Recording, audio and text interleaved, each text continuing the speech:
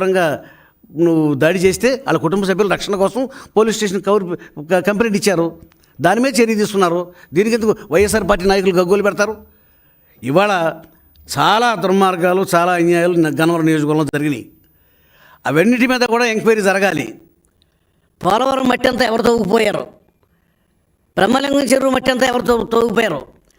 సుమారుగా అతను గాను వల్లభనేని వంశీ హయాంలో సుమారుగా 4,000 కోట్ల రూపాయల దోపిడీ జరిగింది. అన్నిటి మీద కూడా చర్యలు తీసుకోవాలి.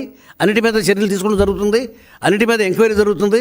ఇవాళ రోజున చట్టం ఎట్టి పరిస్థితుల్లో ఎవరిని వదలదో. తప్పు చేసిన ప్రతి ఒక్కరు కూడా శిక్షార్హుడే. పోలీసులు కస్టడీలోకి తీసుకుంటారు, కేసులు పెడతారు. దీని గురించి వైఎస్ఆర్ పార్టీ నాయకులు ఇది అక్రమ కేసులు అని మాట్లాడటం అనేది దెయ్యాల వేదాలు వల్లించినట్టుగా ఉంది. అక్రమ కేసులు పెడతంలో మీకు మీరే సాటిరారు. ఆఖరికి నా మీద కూడా మరి లోకేష్ గారు పాదయాత్రలో ప్రజాస్వామ్య పద్ధతుల్లో ఆయన పాదయాత్ర చేస్తూ ఉంటే అడుగడుగునా కూడా పాదయాత్రలకి అడ్డంకులు సృష్టించి తప్పుడు కేసులు బనాయించి ఆఖరికి నన్ను మరి కొల్లు రవీంద్ర గారిని, రావి వెంకటేశ్వరరావు గారిని, యార్లగడ్డ వెంకటరావు గారిని కూడా కేసులు మొదలుగా పెట్టారు. వాయిదాలకు తిరుగుతూ ఉన్నాం. తప్పుడు కేసులు పెట్టే సంస్కృతి మీది, మాది కాదు. ఇవాళ రోజున దుర్మార్గాలు ఇంకా వెలికి తీయాల్సిన అవసరం ఉంది. వల్లభనేని వంశీ హయాంలో గన్నవరం దోపిడీకి గురైంది.